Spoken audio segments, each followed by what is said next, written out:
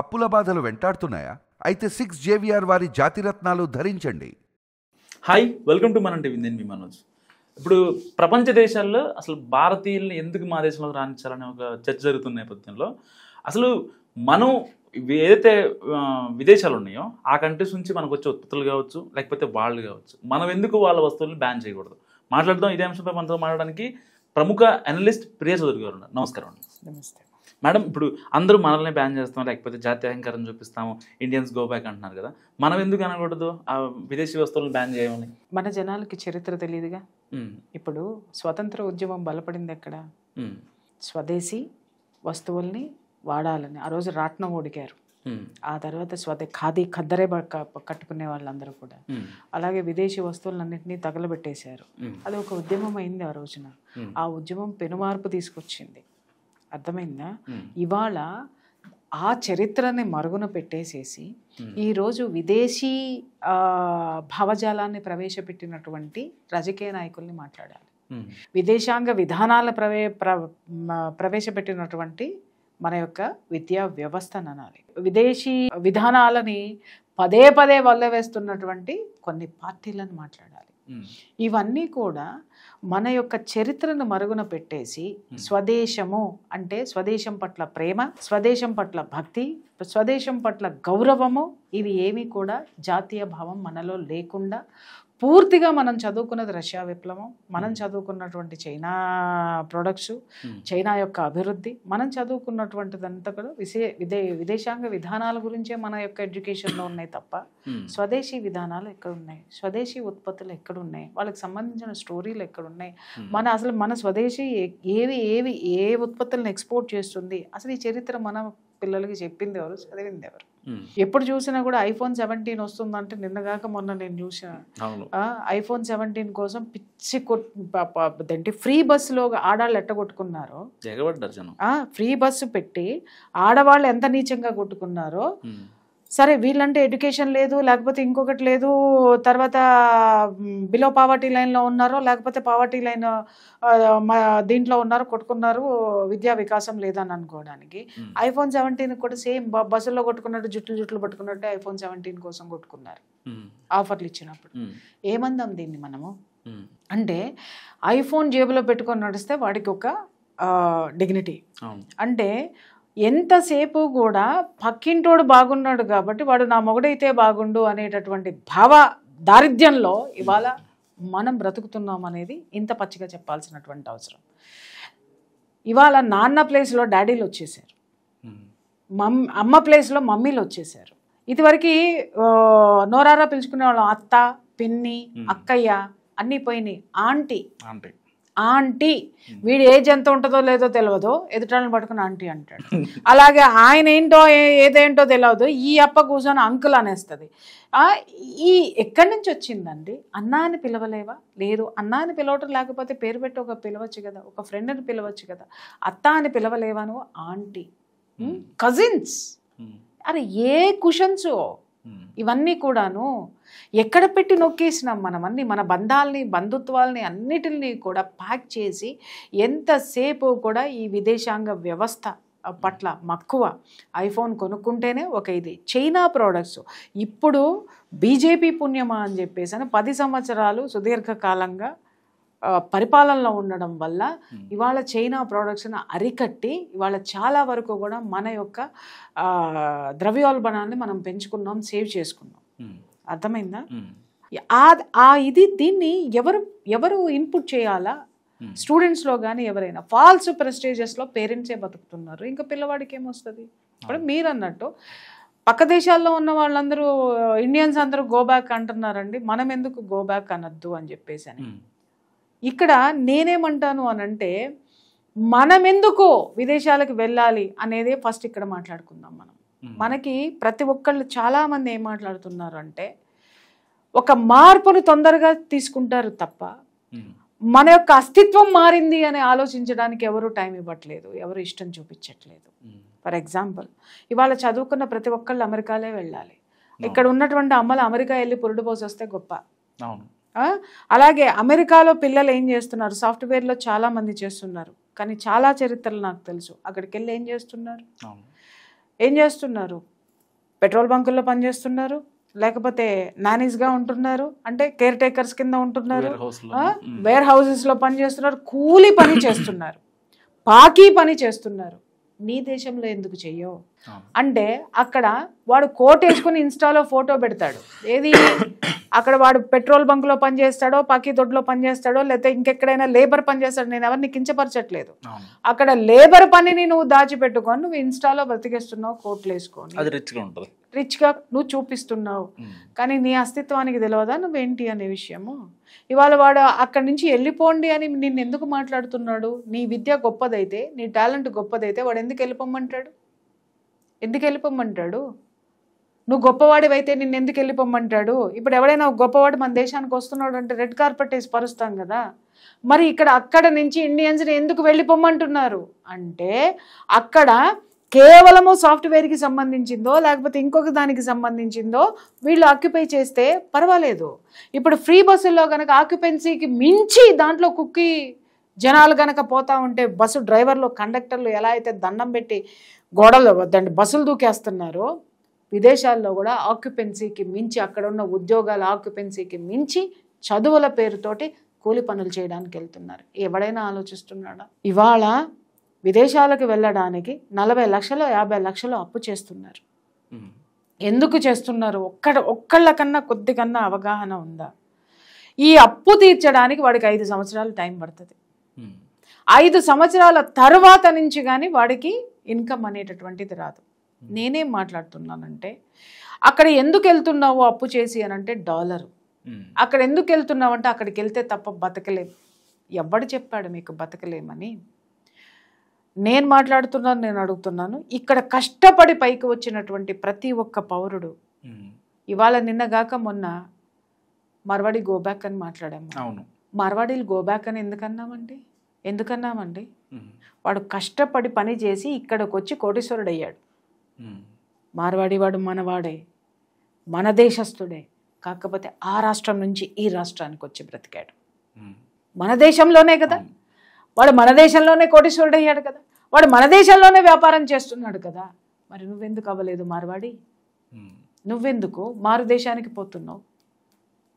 నువ్వెందుకు ఇది చేసుకున్నావు అంటే ఎవరిలోనూ స్వదేశ జాతీయ భావన లేదు, స్వదేశం పట్ల ప్రేమ లేదు. నేను మొదట్లో చెప్పినట్టే మనం ఎందుకు వై డోంట్ వి స్టార్ట్ చేయాలి?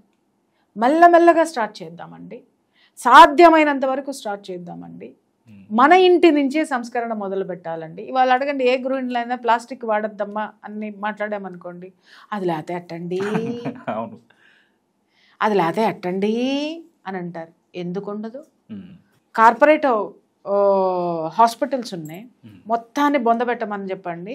మన దీనికి సంబంధించినటువంటి ఆయుర్వేదం కానీ హోమియోపతి కానీ దానికి వెళ్ళండి అని మాట్లాడనుకో, హాస్పిటల్ లేకపోతే ఉంటామండి, వాళ్ళు ఉండబట్టే బతుకుతున్నాం కదండి అని మాట్లాడే మూర్ఖులు ఉన్నారు. నేను వాళ్ళను ప్రశ్నిస్తున్నా. ఈ ఒక్క ప్రశ్నకి సమాధానం వస్తే మిగిలినవి వస్తాయి. కరోనా టైంలో హాస్పిటల్ ఎందుకు కిటకట్లాడలేదు చెప్పండి? మరి ఇదే డయాబెటిక్ పేషెంట్లు ఉన్నారు, ఇదే ఎమర్జెన్సీలు ఉన్నాయి, ఇదే కార్డియాక్ అరెస్టులు ఎందుకు జరగలేదు? ఎన్ని కార్డియాక్ అరెస్టులు ఇప్పుడు జరిగేదానికంటే కరోనాలో జరిగినాయి.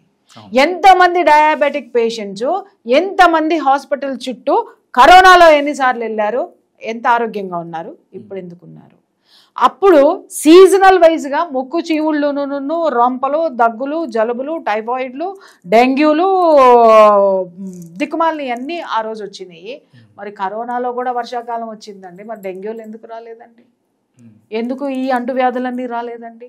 ఎవరికి ఎందుకంటే ఎమర్జెన్సీ అవ్వలేదు, యాక్సిడెంట్స్ ఎందుకు ఆగిపోయినాయి అండి అంటే అవసరానికి మించి రోడ్డు మీద తిరుగుతున్నాం, అడ్డమైన గడ్డి మనం తింటున్నాం. అలాగే అవసరం ఉన్నా లేకపోయినా వాడు కార్పొరేట్ హాస్పిటల్ పెట్టాడు కాబట్టి, నా జేబులో పర్సులో డబ్బులు ఉన్నాయి కాబట్టి, నాకు ఇక్కడ నొప్పి వచ్చింది కాబట్టి, అది కార్పొరేట్ డాక్టర్ అయితే మాత్రమే చెప్పగలుగుతాడు. ఎందుకంటే వాడు ఆల్రెడీ ఇంటర్వ్యూలు ఇస్తున్నాడు. మీరు చిన్న నొప్పి అని నిర్లక్ష్యం చేశారంటే పెద్ద నొప్పి అయిపోయి గుండాకి టటామని చేస్తారు అని. అప్పుడు వీడికి ఎప్పుడైతే ఈ పెయిన్ వస్తుందో అదేనేమో, అది ఎవరు చెప్పాలా? వాడే చెప్పాలా, కార్పొరేట్ హాస్పిటల్లో ఉన్నవాడే చెప్పాలా. అందుకని అక్కడికే పరిగెడితే వాడు ఊరుకుంటాడు. మరి కార్పొరేట్ హాస్పిటల్లో ల్యాబ్ పెట్టాడు, ల్యాబ్ పక్కనే ఎక్స్రే ఉంది, ఎక్స్రే పక్కన ఇంకోటి ఉంది, మట్టి మశానం మన్ను అన్నీ ఉన్నాయి. మరి రోజుకు వచ్చేసరికి ఆ జీతాలు ఇవ్వాల్సిందే, అన్నీ ఇవ్వాల్సిందే. కాబట్టి వాడు ఇక్కడ నొప్పి వస్తుంది సార్ అని కానీ అవును అని చెప్పేసి అని రాసిచ్చేస్తాడు. ఒక 10 బ్లడ్ టెస్టులు రాసిచ్చేస్తాడు, ఒక ఎక్స్రే రాసిచ్చేస్తాడు, లేకపోతే ఇంకొకటి 2Dనో ఏదో టెస్ట్ ఉంటుంది, 2D ఎకో టెస్ట్ ఒకటి ఉంటుంది, ఎకో ఉంటుంది, రాసిచ్చేస్తారు. మొత్తం అన్నీ అయిన తర్వాత ఒక 25,000 బిల్లు ఉంటుంది. డాక్టర్ ఏం చెప్తాడు, ఏం చెప్పకపోతే బాగోదు, ఎందుకంటే వీడు సాటిస్ఫై అవ్వడు, 25,000 ఖర్చు పెట్టాడు కదా. ఏం లేదండి, కొలెస్ట్రాల్ ఎక్కువ ఉంది, మీరు కొంచెం ఫస్ట్ నెయ్యి తినడం ఆపేసేయండి. తర్వాత అంటే దేశీ వస్తువులు ఏమున్నాయో అవి ఆపేయమంటాడు. అండర్లైన్ దిస్ పాయింట్, మీరు దేశీ వస్తువులు అన్నారు కాబట్టి చెప్తున్నారు. నెయ్యి తినడం ఆపేసేయాలి, మీరు స్వీట్స్ తినడం పూర్తిగా తగ్గించేసేయాలి. ఆ తర్వాత మీరు రోజు కూడా బ్రిస్క్ వాక్ ఏదైతే ఉందో వాకింగ్కి వెళ్ళడం మొదలు పెట్టండి. అలాగే మీరు ఏం చేస్తారు అని అంటే ఒమేగా-3 టాబ్లెట్స్ వేసుకోండి. ఆ ఒమేగా-3 టాబ్లెట్స్ ఫలానా బ్రాండ్ మాత్రమే వేసుకోండి, విదేశీ వస్తువులు. ఒమేగా-3 దేంట్లో దొరుకుతుంది? మీకు హార్ట్ ప్రాబ్లంకి, కార్డియాక్కి కొలెస్ట్రాల్ ఎక్కువ ఉంటే ఒమేగా-3 అనేటటువంటిది కొలెస్ట్రాల్ కలిగిస్తుంది. ఒమేగా-3 ఫ్లాక్స్ సీడ్స్లో ఉంటుంది. ఫ్లాక్స్ సీడ్స్ ఒక స్పూన్ వేసుకొని తినండి రోజు అని ఎవడెందుకు చెప్పడు? ఫ్లాక్స్ సీడ్స్ మనకి అవిసె గింజలు మన పంటే కదా, చెప్పడు. ఒమేగా-3 టాబ్లెట్ అది కూడా దేని ఉంటుంది? బ్రాండ్ ఉండాలి. ఫ్లాక్స్ సీడ్స్ కేజీ ఎంత ఉంటాయండి? మహా అయితే 50 రూపాయలు 100 రూపాయలు ఉంటాయి, 100 రూపాయల లోపు ఉంటుంది. కానీ అది ఇచ్చేటటువంటి ఒమేగా-3 బెనిఫిట్స్ ఒమేగా-3 టాబ్లెట్ కూడా ఇవ్వదు. అర్థమైందా? డాక్టర్ ఎందుకు చెప్తారు సార్? ఇక్కడ అంతా విదేశాంగ విధానం. నేను ఇందాక చెప్పింది ఏంటి అని అంటే బ్రాండెడ్ ఉండాలి. ఆ బ్రాండింగ్ అంతా నవ్ అనేటటువంటి సప్లిమెంట్స్ ఉంటుంది, నవ్ అనేటటువంటి బ్రాండ్ ఉంటుంది, అది విదేశాల్లోనే ఉంటుంది. ఇంకొకటి GNC ఉంటుంది, అది కూడా విదేశాల్లో ఉంటుంది. ఇంకొకటి ఏదో కంపెనీ ఉంటుంది, అది మొత్తం అంతా కూడా ఫారెన్. అక్కడి నుంచి అడాప్ట్ చేసుకోవాలి. కానీ అవిసె గింజలు మాత్రం మనం తినం, అది ఏ డాక్టరు చెప్పడు. అక్కడి నుంచి మనం అడాప్ట్ చేసుకున్నాం. అదే ఆయుర్వేదం డాక్టర్ దగ్గరికి వెళ్ళాడు అనుకోండి, ఆయుర్వేదం వేడండి, ఆయుర్వేదం తగ్గదండి, ఆయుర్వేదం చేయదండి. ఓకే, నేను దాన్ని మాట్లాడతా. నువ్వు వెళ్ళే డాక్టర్ ఎదవైతే నీకు తగ్గదు, వాడు డాక్టర్ కాకపోతే నీకు తగ్గదు. పర్ఫెక్ట్ పర్సన్ని అంటే ఎంత పెద్ద కార్పొరేట్ డాక్టర్ని చూస్ చేసుకోవాలని 10 మందిని అడిగెళ్ళి ఒక కార్డియాక్ గుండెల్లో నొప్పి వస్తేనేమో కార్డియాక్ దీనికి వీటికి నువ్వు ఎత్తుక్కొని వెళ్ళినప్పుడు ఒక మంచి ఆయుర్వేదిక్ డాక్టర్ని ఎత్తుక్కొని ఎందుకు వెళ్ళావు నువ్వు? ఒక మంచి హోమియోపతిని వెతుక్కొని ఎందుకు వెళ్ళవు నువ్వు? ఎందుకు స్వదేశీని నువ్వు ఎందుకు ఎంకరేజ్ చేయవంటే ఆయుర్వేదం పని చెయ్యదు. నేను మీకు ఒక విషయం చెప్తున్నా. నేను కరోనాకి ముందు అంతా కూడాను నాకు బాడీ ఇన్ఫ్లమేషన్ ఉండేది. ఇన్ఫ్లమేషన్ ఉన్నది. నాకు గాల్ బ్లాడర్ రిమూవ్ చేసేసిన తర్వాత నాకు గాల్ బ్లాడర్ రిమూవ్ అంటే ఇంకా అసలు చాలా సిచ్యుయేషన్స్, చాలా హెల్త్ ఇష్యూస్ వస్తాయి. అది తప్పక దాంట్లో స్టోన్స్ ఎక్కువ ఉండడం వల్ల అది రిమూవ్ చేశారు. నా బాడీ నాకు అర్థం కాక నేను ఏదంటే అది తినేసేసి, అంటే ఎక్కువ కొలెస్ట్రాల్ గ్రీజ్ ఎక్కువ ఉన్నటువంటి ఫుడ్స్, అంటే ఆయిల్ ఎక్కువ ఉన్నటువంటి ఫుడ్స్, మసాలాలు ఇలాంటివి తినకూడదు. చాలా లైట్ ఫుడ్ తింటూ ఉండాలన్నమాట. అంటే ఘాటు తక్కువ ఉన్నటువంటివి తినాలి. ఎందుకంటే బైలు అనేటటువంటిది దాన్ని స్టోర్ చేసేటటువంటిది గాల్ బ్లాడరు. అది తీసేసిన తర్వాత బైలు స్టోర్ చేయడం ఉండదు. బైలు ఏంటి, మనం ఎంత ఆహారం తీసుకుంటే ఈ గాల్ బ్లాడరు మన శరీరంలో లివర్ ఇది చేసేటటువంటి బైలుని తీసుకొని అది స్టోర్ చేసుకొని మనం తిన్న ఆహారానికి అనుగుణంగా దాన్ని రిలీజ్ చేస్తూ ఉంటుంది. ఆ స్టోర్ చేసేదాన్ని తీసేశారు, ఎక్కడ స్టోరేజ్ ఉండదు. కాబట్టి ఆ చుక్క ఇది స్టోరేజ్ చేసుకొని ఇంత పెట్టుకొని ఉంటుంది. మనకి ఇంత అవసరమైనప్పుడు అది రిలీజ్ చేస్తుంది, మొత్తం అవసరమైనప్పుడు రిలీజ్ చేస్తుంది. కానీ ఇక్కడ మనం తీసుకున్న ఆహారం మీద చుక్క పడుతుంది, స్టోరేజ్ లేదు కాబట్టి. అర్థమైందా?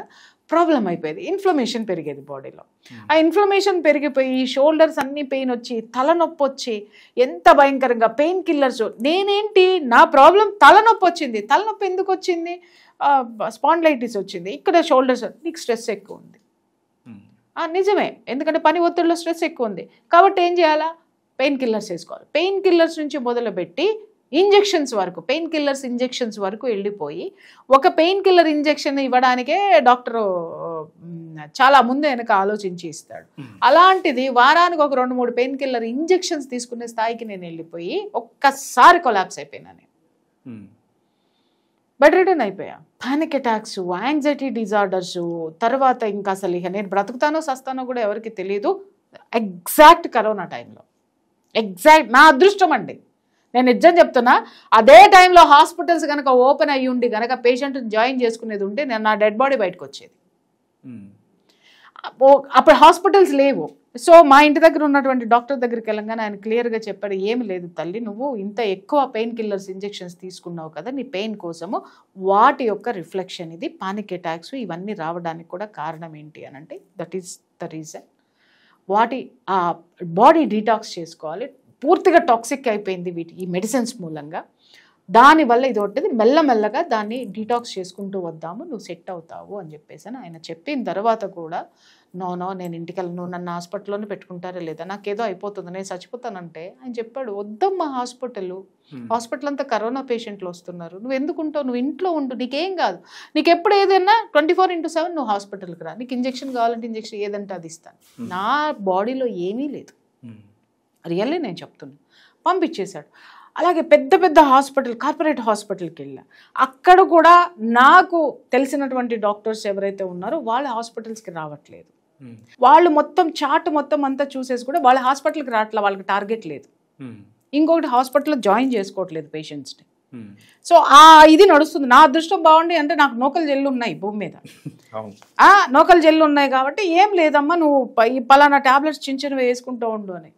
తర్వాత ఏమైంది అని అంటే అప్పుడు నాకు ఎప్పుడైతే నాకు తెలిసినటువంటి మా ఫ్యామిలీ డాక్టర్ ఎక్స్ప్లెయిన్ చేశాడో బాడీ డీటాక్స్ కావాలి, నాకు కావాల్సింది ఏంటంటే అప్పుడు బ్లడ్ టెస్టులు చేస్తే మొత్తం వైటమిన్ డెఫిషియన్సీ, మినరల్స్ డెఫిషియన్సీ మొత్తం నా బాడీలో ఏం లేదు. బికాస్ ఆ ఇంజెక్షన్స్ మూలంగా, నేను తీసుకున్న అల్లోపతి మెడిసిన్స్ మూలంగా. ఇక్కడ నేను అల్లోపతి తక్కువని చేసి చెప్పట్లేదు, ఏ వైద్యము ఒక్కొక్క దానికి ఎమర్జెన్సీలో మాత్రమే అల్లోపతి మనకి ఉపయోగపడుతుంది.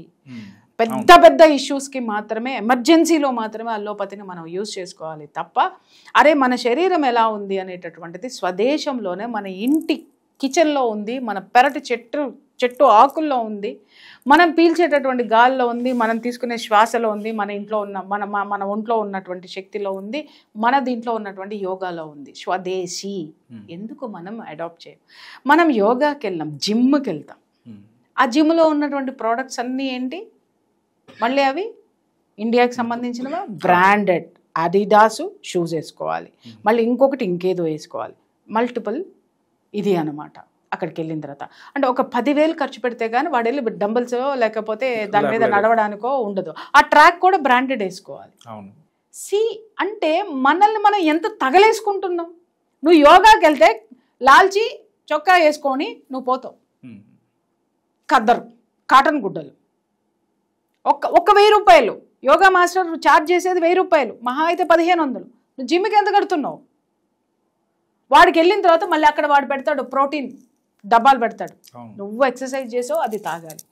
ఇది చేశాను కాబట్టి అది తాగకపోతే చచ్చిపోతానేమో, లేకపోతే బాడీ బిల్డ్ చేయాలి. వీళ్ళు కండలు పెంచుకొని వీళ్ళు దేశాన్ని కాపాడడానికి వెళ్తున్నారా, లేకపోతే ఆడపిల్లల్ని కాపాడడానికి వెళ్తున్నారా? దేనికోసం వీళ్ళు కండలు పెంచుతున్నారో నాకు చెప్పండి. జిమ్కి వెళ్ళి ఇంకొకటి, జిమ్కు పోయి ఎవడైనా శారీరక ఆరోగ్యం కోసం జిమ్ముకు పోతారు, జిమ్ముకు పోయి అలిసిపోయి కార్డియాక్ అరెస్ట్ అయి వస్తున్నారు. ఎక్కడ అవగాహన ఉంది? దేని మీద అవగాహన ఉంది? గొర్రెల మందలాగా ఈ మతంలోకి పోండి అంటే ఆ మతంలోకి వెళ్ళిపోతాం, ఈ జిమ్ముకు పోండి అంటే ఈ జిమ్ముకి వెళ్ళిపోతాం, ఈ మందు వాడండి అంటే ఈ మందుకి వెళ్ళిపోతాం, ఈ గుడ్డలు వేసుకోండి అంటే ఈ గుడ్డలు వేసుకో, ఈ ఐఫోన్ వాడండి ఈ ఫోన్ వాడండి అంటే ఫోన్ వాడేస్తాం. మనకంటూ అస్తిత్వాన్ని చంపేసుకున్నాం. ఎప్పుడైతే అస్తిత్వాన్ని చంపుకున్నామో అందుకే వాడు మనల్ని వెళ్ళగొడుతున్నాడు. వాడి దేశం కాదా అది? వాడి యొక్క అవకాశాలు కాదా? పాకిదొడ్లో నువ్వే ఉన్నావు, పెట్రోల్ బంక్లో నువ్వే ఉన్నావు, సరే వాడికి చదువు రాదు, వాడు సాఫ్ట్వేర్ పనికి రావట్లేదు, నువ్వు కూలివాడి కింద నువ్వు పోతున్నావు అక్కడికి. నేను అందరిని అవమానిస్తున్నాను అని మీరు ఫీల్ అయితే మీ భావజాలాన్ని మీకే వదిలేస్తున్నా. మీరు వెళ్ళిన వాళ్ళు పాత తరంలో వెళ్ళారు చూసారా, ఒక 30 years బ్యాక్ వెళ్ళి సెటిల్ అయిన వాళ్ళు ఉన్నారు చూసారా, ఒక 25 years బ్యాక్ వెళ్ళి సెటిల్ అయిన వాళ్ళు చాలా పద్ధతిగా వెళ్ళి సెటిల్ అయ్యారండి. ఒక డాక్టర్ గానో లేకపోతే ఒక దీని కింద ఒక ప్రొఫెషనలిజంగా అక్కడికి వెళ్ళి జెన్యూన్గా సెటిల్ అయ్యారు వాళ్ళు. ఎందుకు అనంటే వాళ్ళకి అక్కడ ఎడ్యుకేషన్ ఎక్కువ, ఎడ్యుకేషన్ తీసుకున్నారు, అక్కడ బ్రతకగలిగేటటువంటి అవకాశాలు ఉన్నాయి, వాళ్ళు అక్కడికి వెళ్ళారా సెటిల్ అయ్యారు. బట్ ఇప్పుడు వెళ్ళేటోడు నువ్వు లేబర్ పని చేయడానికి నువ్వు అక్కడికి పోవాలా? ఇంకొక విషయం, డాలర్లు దొరుకుతాయి. అరే నువ్వు అక్కడ నెలకు వచ్చేసరికి $1,000 సంపాదించడానికి నువ్వు ఇక్కడ 25 లక్షలు అప్పు చేస్తున్నావురా. 25 లక్షలు ఈఎంఐలు ఎంత కట్టాల్సి వస్తుంది నీకు నెలకు వచ్చేసరికి? నీ తల్లిదండ్రుల సంపాదన ఎంత కట్టాల్సి వస్తుంది? నువ్వు అమెరికా వెళ్ళావు అనేటటువంటి ఇంకొకటి, వెళ్ళిన తర్వాత మళ్ళీ ఫాల్స్ ప్రెస్టీజియస్లు, దానికోసం అప్పులు, దానికోసం క్రెడిట్ కార్డులు గీకటాలు, అక్కడ సంపద ఇక్కడ చూపించుకోవడాలు. ఏంటండి ఇవన్నీ? ఎక్కడికి పోతున్నాం మనము? అక్కడ నువ్వు పోయి ప్రొఫెషనల్గా నువ్వు వెళ్ళావు అనంటే వెల్కమ్, ఎందుకంటే 100 మంది డాక్టర్లకి నువ్వు ఒక డాక్టర్వి.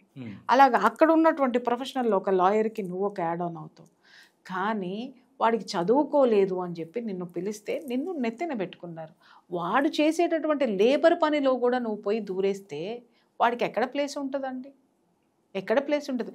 మన దేశంలో రాజస్థాన్ నుంచి వచ్చిన మార్వాడి వాడు హైదరాబాద్లో ఉండడానికి వీల్లేదు, ఇంకొక ప్లేస్లో బతకడానికి వీల్లేదు. కానీ మనం మాత్రం ఇంకో దేశానికి వెళ్ళిపోయి వాడి యొక్క పాకీ పని మనమే చేస్తాం, వాడి నాని పని మనమే చేస్తాం, వాడి సాఫ్ట్వేర్ ఉద్యోగం మనమే చేస్తాం, అక్కడ ఉన్నటువంటి దరిద్రాలన్నీ కూడా మనమే చేసేస్తాం.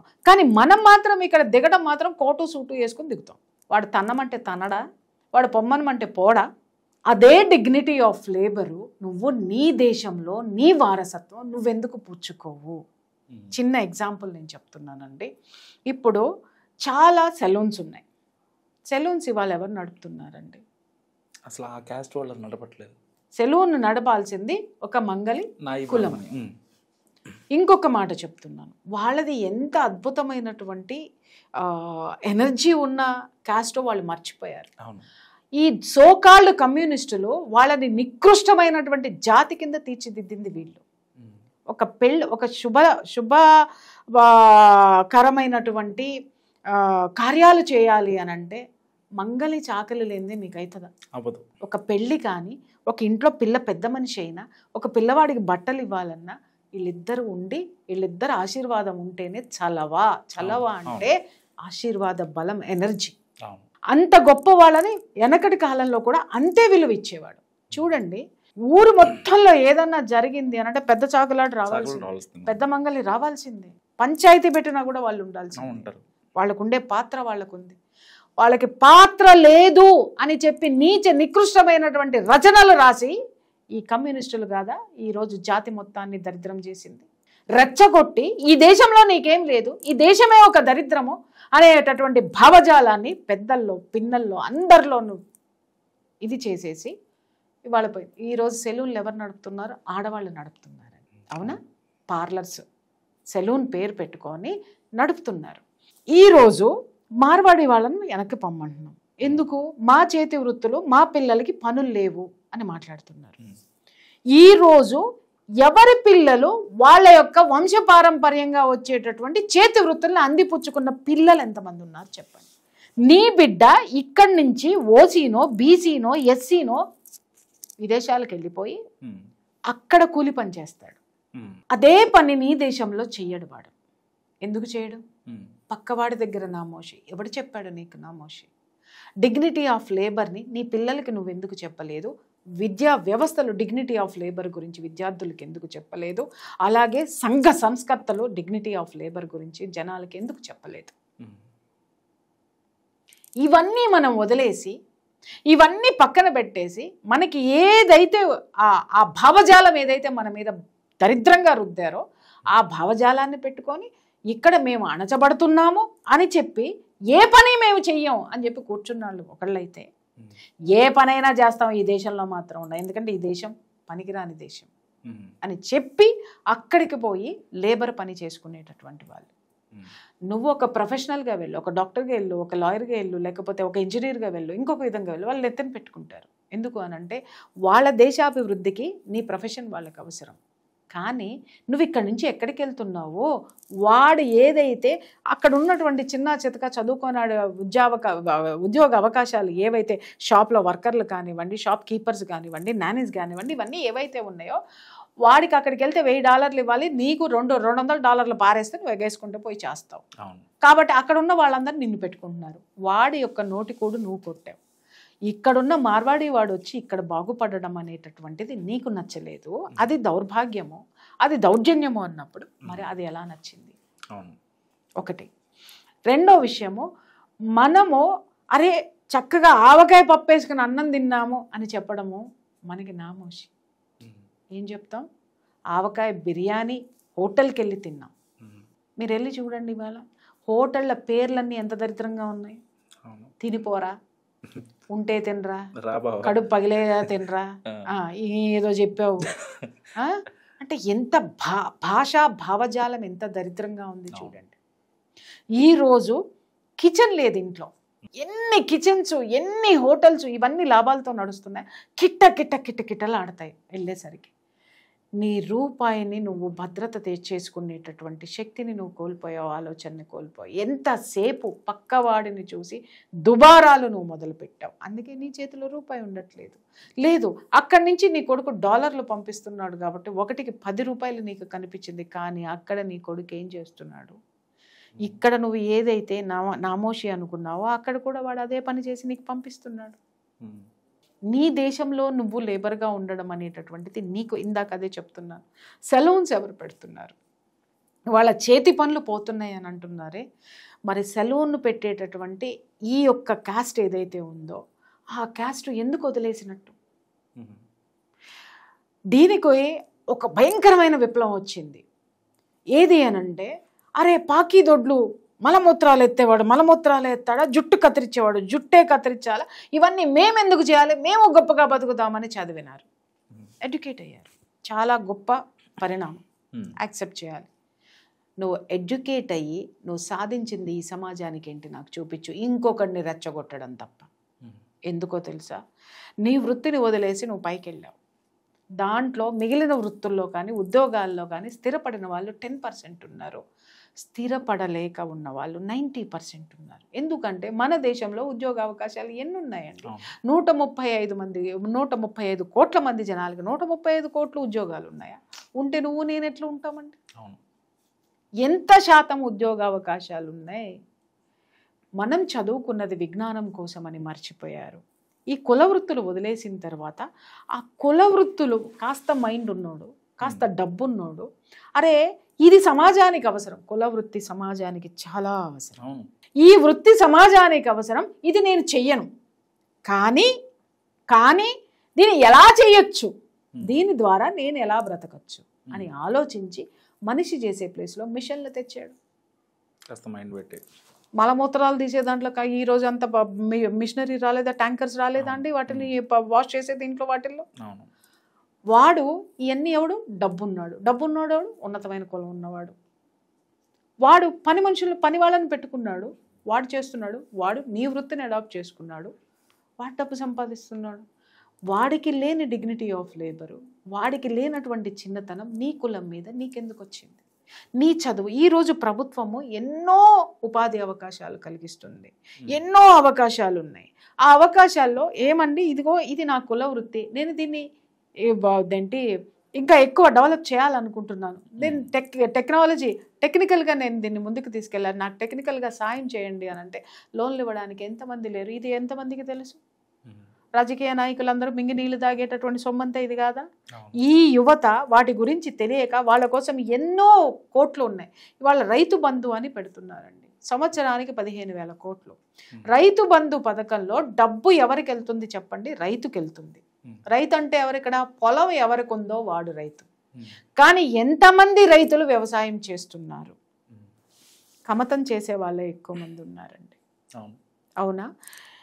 దాదాపు ఈ 15,000 కోట్ల రూపాయల్లో 30 నుంచి 35% ఉన్నత వర్గాలకే ఉన్నాయి. ఏది? పొలాలు. వీళ్ళకి చెందుతుంది.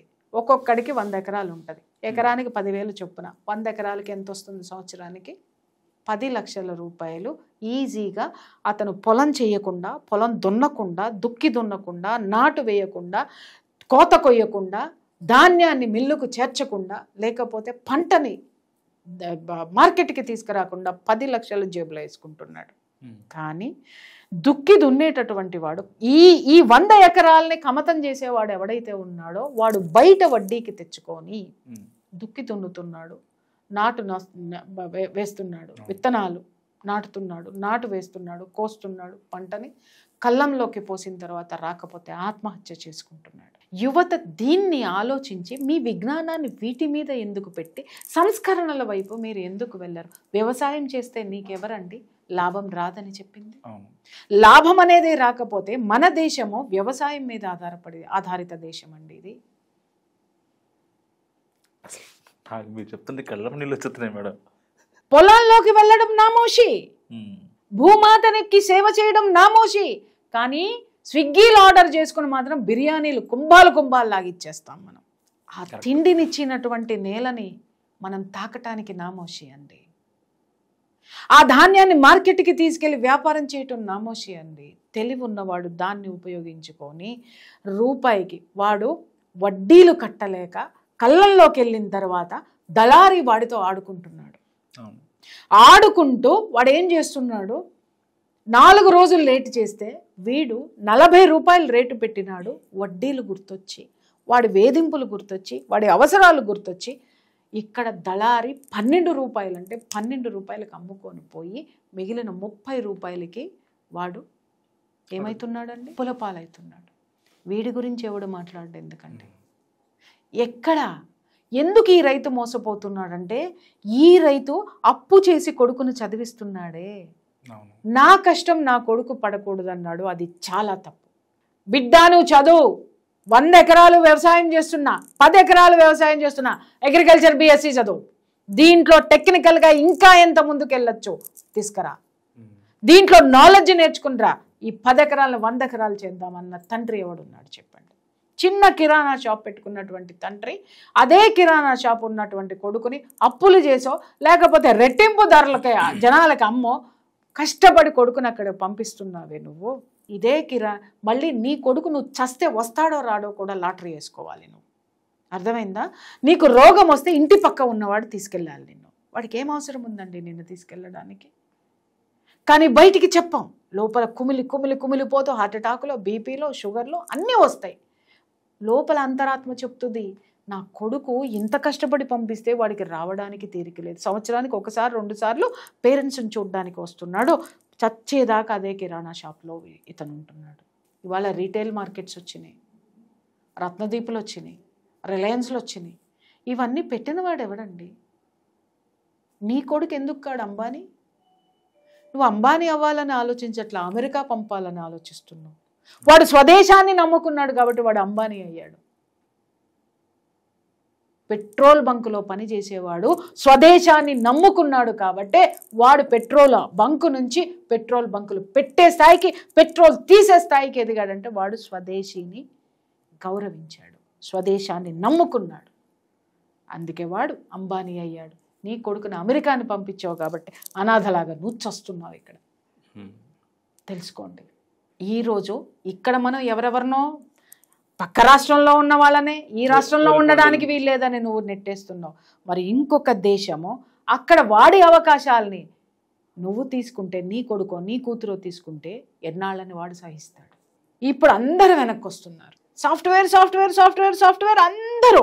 ఒకప్పుడు ఇవాళ ఒక పురోహితుడికి పిల్ల దొరకదండి, వ్యవసాయం చేసుకునేవాడికి పిల్ల దొరకదండి, లేకపోతే ఇంకేదన్నా బిజినెస్ చేసుకునేవాడికి పిల్ల దొరకదండి. ఎవరికి దొరుకుతుంది? సాఫ్ట్వేర్ ఎంప్లాయీకే దొరుకుతుంది. Software employee. మిగిలిన వాళ్ళు ఎవరు మనుషులు కాదు, మిగిలిన వాళ్ళు ఎవరు ఇది చేయరు. వ్యవసాయం చేసుకునేవాడికి ఇవ్వం. ఎందుకు అనంటే ఈ అమ్మకి సిటీ లైఫ్, ఇన్స్టాగ్రామ్లో, ఫేస్బుక్లు కావాలి. కానీ ఎవరైనా బాధ్యతగా ఎవరు ఎంతమంది ఆలోచిస్తున్నారు, నా దేశం బాగుపడాలంటే నా దేశాన్ని నేనే బాగు చేసుకోవాలి, నా జ్ఞానంతో నేనే నా దేశాన్ని అభివృద్ధి చేసుకోవాలని ఆలోచించే యువత ఈరోజు ఎంతమంది ఎందుకు లేరు అంటే మనం తయారు కావడం లేదు, తయారు చేయడం లేదు. ఒకప్పుడు కుండల్లోనే అన్నం వండుకున్నాం, ఇవాళ కుక్కర్లో వండుకుంటున్నాం. కుక్కర్లో అయితే మనకి నడవదు. నేను ఇందాక కరోనా గురించి చెప్పింది అదే. ఇవాళ హాస్పిటల్లన్నీ కరోనా లాక్డౌన్ ఎత్తగానే హాస్పిటల్స్ కిటకిటలాడిపోయినాయి. మరి 3 నెలలు 4 నెలలు ఒక్క రోగం ఒక్కడికి కార్డియాక్ అరెస్ట్ అవ్వలేదు, ఒక్కడికి బీపీలు పెరగలేదు, ఒక్కడికి షుగర్లు ఇదైపోయి ఇది రాలేదు. మరి ఎందుకు వచ్చిందండి ఇక్కడ అంటే లైఫ్ స్టైల్. నీ ఇంట్లో ఉన్నావు, నీ తిండి తిన్నావు, నీ కుటుంబ సభ్యులతో ఉన్నావు, అవసరం లేని అన్నీ వదిలేసావు, అవసరానికి మించినవన్నీ ఎత్తుకోవడం అనేది మానేసావు, ప్రశాంతంగా ఉన్నావు కాబట్టి నీ దగ్గరికి ఏ రోగం రాలేదు. కరోనాలో అప్పుల పాలైపోయిన వాళ్ళు లేరా? కింద కామెంట్లు పెడతారు. అప్పుల పాలైపోయాం, కరోనా మా జీవితాలు, నా జీవితాన్ని కూడా నాశనం చేసింది. పడిపోయినా మంచం మీద లేసే పరిస్థితి లేదు. మా వ్యాపారాలన్నీ దెబ్బతిన్నాయి. కరోనాలో నుంచి బయటకు వచ్చి పుట్టిందే ప్రియా చౌదరి.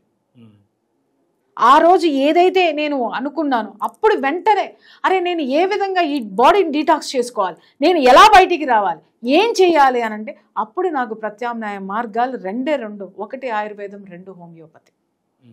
అప్పుడు కూడా డాక్టర్లు తెరిచే పని లేదు, అవకాశం లేదు.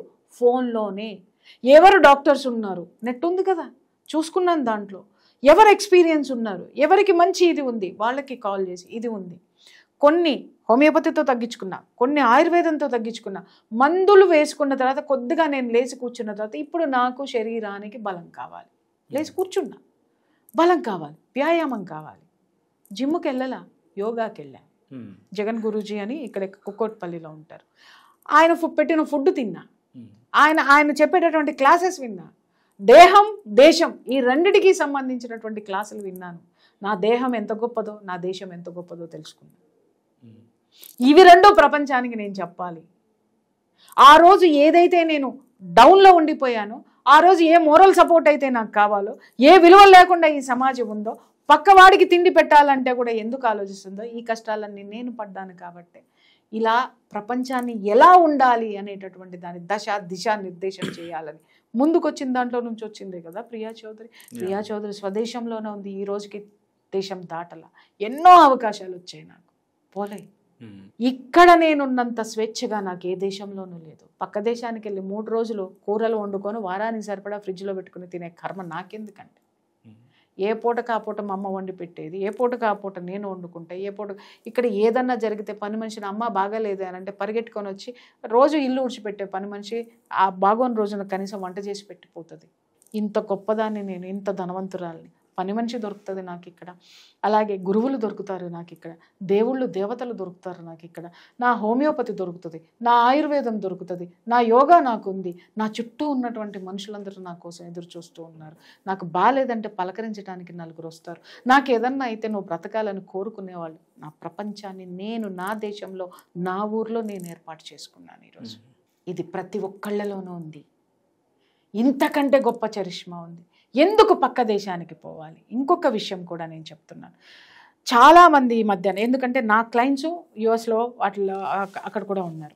వాళ్ళు నాకు ఫోన్ చేసి ఇక్కడికి వెళ్ళినటువంటి వాళ్ళు చేసే దాష్టికాల గురించి చెప్తుంటే సిగ్గుతో చచ్చిపోవాలనిపిస్తుంది ఒక్కొక్కసారి.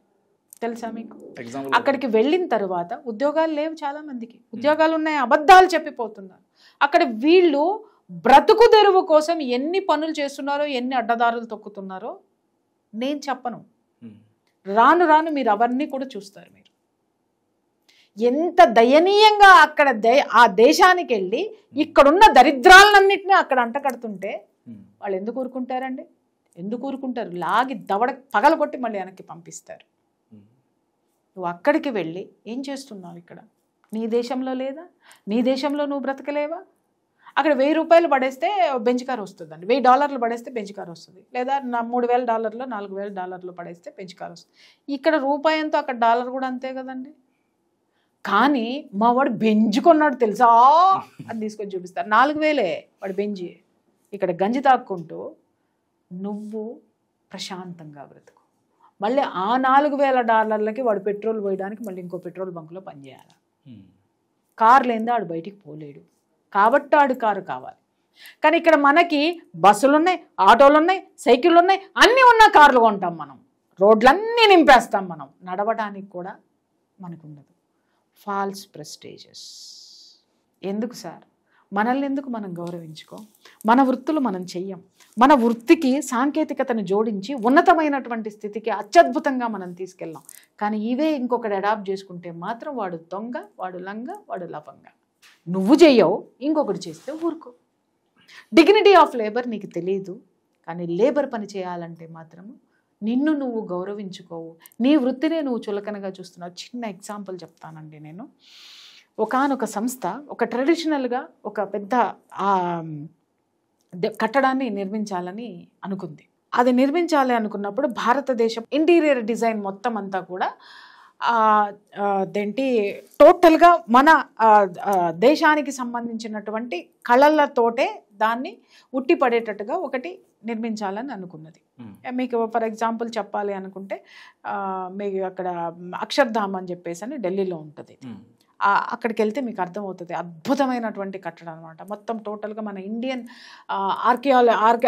ఆర్కిటెక్ట్ డిజైనింగ్ అంతా కూడా అక్కడ కనిపిస్తూ ఉంటుంది. అలాంటిదే సంస్థ, ఇంకొక సంస్థ అలాంటిది నిర్మించాలని చూస్తే ఆ అద్భుతమైనటువంటి కళలు చెక్కడానికి ఎవరు దొరకలేదని. కానీ ఆ కళని మొత్తం తరతరాలుగా గుర్తుండిపోవడానికి ఒక కట్టడం కట్టాలి అనేటటువంటిది ఆ సంస్థ లక్ష్యం. భారతదేశపు ఆ యొక్క వైభవాన్ని ప్రపంచానికి చెప్పాలి అనేటటువంటిది ఆ సంస్థ లక్ష్యం. అప్పుడు ఏం చేశారు చెప్పమంటారా?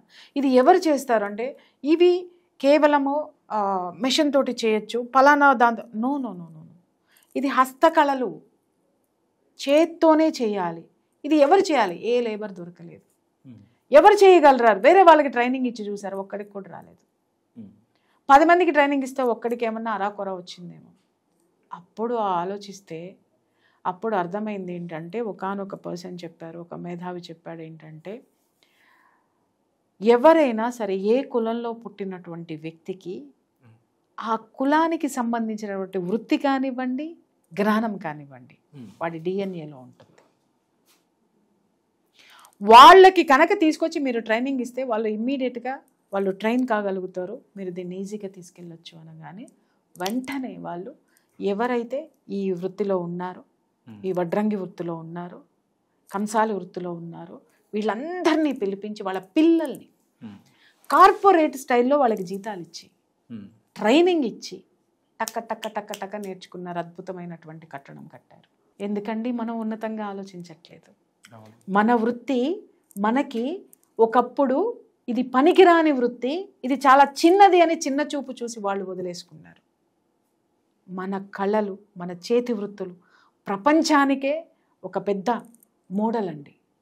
ఆ అద్భుతాన్ని గుర్తించలేనటువంటి వీళ్ళు ఎక్కడో వెతుక్కుంటూ పోతే వెనక్కి రావాల్సిందే. ఈరోజు సాఫ్ట్వేర్ ఉద్యోగస్తులు అందరూ మొత్తం ఉద్యోగాలు కోరుకొని, ఒకప్పుడు అందరూ హైదరాబాదే, అందరూ బెంగళూరు, అందరూ బాంబేనే, అందరూ పూణేనే, అందరూ ఇంకొక చోటే. బట్ ఇవాళ ఊర్లు ఎత్తుక్కొని వెళ్తున్నారు. ఇక్కడ ప్రమాదం చెప్పనా? ఈఎంఐలు కట్టాలి. 1,00,000 రూపాయలు వాడికి జీతం వస్తే నెలకి వచ్చేసరికి నేను ఇంత సేవ్ చేశాను అని సేవింగ్స్ చూపించమని చెప్పండి. ఎంతమందిని చూపిస్తారు? 1% చూపిస్తారా మీరు? 1,00,000 వస్తే 1,25,000 ఈఎంఐలు ఉంటాయి. అతను 25 ఎక్కడి నుంచి తీసుకొస్తాడు అని అంటే ప్లాస్టిక్ కార్డు, క్రెడిట్ కార్డులు. వాడి జీతం 1,00,000 రూపాయలు అయితే వాడు కట్టే ఈఎంఐలు 1,25,000 అయితే మరి వాడి జీవితానికి, వాడు తినడానికి, వాడు ఉండడానికి, వాడి పిల్లలకి చదువులు మళ్ళీ ఇంకొక 50,000 అయ్యి ప్లాస్టిక్ కార్డులు. వాడికి సంపాదించేది 1,00,000 అయితే 2,00,000 వాడి ఖర్చు. మొత్తం అన్ని ఈఎంఐలే. మనం పనిచేసేది ఎక్కడ? విదేశీ కంపెనీల్లో. ఈఎంఐలు అన్నీ ఎక్కడి నుంచి తీసుకున్నా? ఐసిఐసిఐ బ్యాంకు, హెచ్డిఎఫ్సి బ్యాంకు, ఆ బ్యాంకు, ఈ బ్యాంకు. ఏం కొన్నాం? కార్లు కొన్నాం. ఏం కొన్నాం? మన జీతానికి మించి, మన దీనికి మించి పాష్గా గేటెడ్ కమ్యూనిటీలో పెద్ద పెద్ద అపార్ట్మెంట్లు కొనేసాం. ఈరోజు ఉద్యోగం పోయింది. ఈఎంఐలు ఎన్ని ఉన్నాయి? ఇల్లు అమ్ముదామా? మొన్నే కొన్నాం. ఎంతకు పోతుంది? ఎంతకు పోతుంది? మళ్ళీ తిరిగి మళ్ళీ కట్టాలి బ్యాంకుకి మనమే. నష్టం. కారు అమ్మేసేసామంటే పరువు పోతుంది. Falls prestiges. కారు లేదా అని పక్కింటి అమ్మనొచ్చు. యారా కారు అమ్మేసావా, అయిపోయిందా అని మన బామ్మరిదో లేకపోతే ఇంకొకడో పనిలేని గొట్టంగాళ్ళు బోలు మంది ఉంటారు కదా, వాళ్ళందరూ మాట్లాడతారు.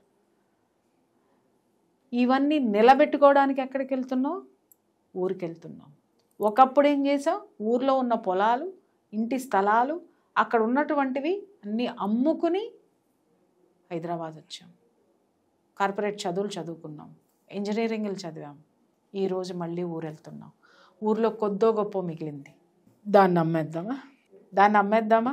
ఇక్కడ అప్పు 10 లక్షలు ఉంది, నీ ఆస్తి విలువ 1 కోటి రూపాయలు ఉందనుకున్నాం. 10 లక్షల కోసం నువ్వు 1 కోటి రూపాయల ఆస్తి అమ్మేసుకుంటే 10 నెలల్లో 1 కోటి రూపాయలు అయిపోతుంది.